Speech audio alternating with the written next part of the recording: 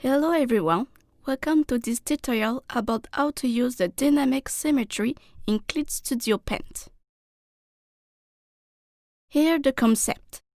First of all, it is a geometrical and mathematical theory created by Jay Hambidge in 1920. He was a Canadian-born American painter and writer. He was interested in the Greek architecture and artifacts and the use of mathematics behind their design conception. His theory consists to prove and reinforce the idea that the harmonious and perfect forms are in nature or already used in art. He used the golden ratio theory as a starting point by simplifying into a geometrical grid using diagonals. In theory, this grid helped to create more dynamic composition by using the diagonals. Of course, we also have an easier grid, the rule of thirds from John Thomas Smith in 1797. However, this grid is too simple and vague that it can be hard for beginners to understand how to conceptualize a good composition more structurally. Be mindful that it is just a theory, and like all theory, they can be always contradicted. If it does not look good to you, listen to your artistic judgment. So how you made this grid? Well, we could use mathematics to resolve it, like he explained in Jay Hambidge's book called The Elements of Dynamic Symmetry. But if you, like me, and mathematics are not your thing, we could just use geometrical angle techniques like in the video from Tavis Leaf Glover called Dynamic Symmetry, how to quickly build the basic armature in Photoshop. Go check his channel, he has amazing tips and tricks for photographic compositions. So the first step is to create a new Clip Studio Paint file. It can be any size and any resolution of your choice. Then choose the rectangle subtool with a 2.5 size brush and create a rectangle on the center of your canvas. Next, add a new layer. Select the straight line subtool and make a red X inside the rectangle. This will point out the center of our rectangle. Then add a new layer. Select again the rectangle subtool, but instead to create a rectangle, we will create a red square. To create a perfect square, hold Shift key on Mac or on PC. Place by rotating and enlarge the square to the end of the diagonal corner with the Ctrl key plus T. Or go to Edit, Transform, Scale. The two corners of the square must touch the two corners of the rectangle.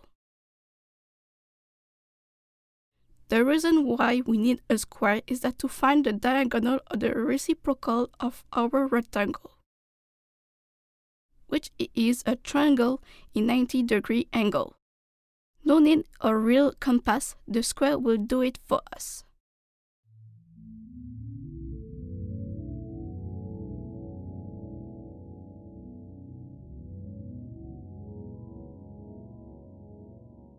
Then use the straight line subtool, align with the red square angle up to your rectangle. It should form a triangle in 90 degrees.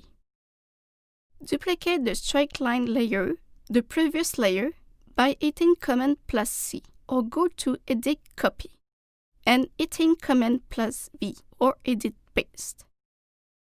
With the duplicate layer, we'll inverse its direction to the right by hitting Command plus T, and click to the icon Flip Horizontal, or go to Edit, Transform, Flip to Horizontal. It should form an X. Take the two layers that form an X and duplicate it. Place to the other side of the rectangle. With the straight line subtool, close the two triangles which will form two stars.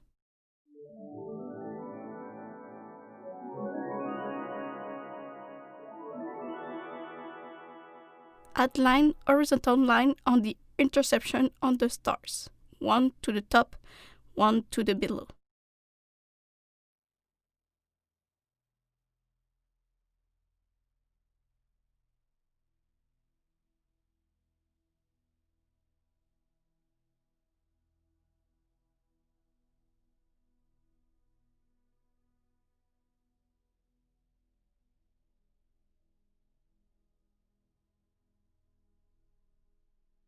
There we go. We got our dynamic symmetry grid. You can put all the layers into a folder called Grid.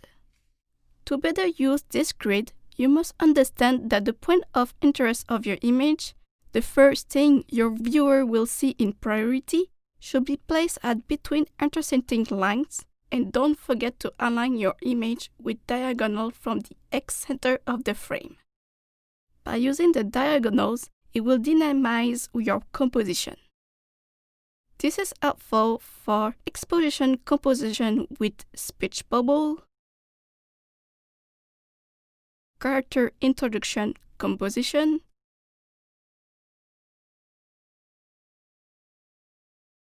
or action shot composition. You can use this technique grid in any of your projects.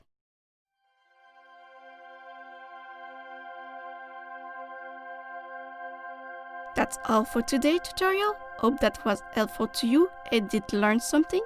If you're curious about Jay Hambidge theory or to see Tavis' Glover channel, check the links in the description. Thank you all and have a great day.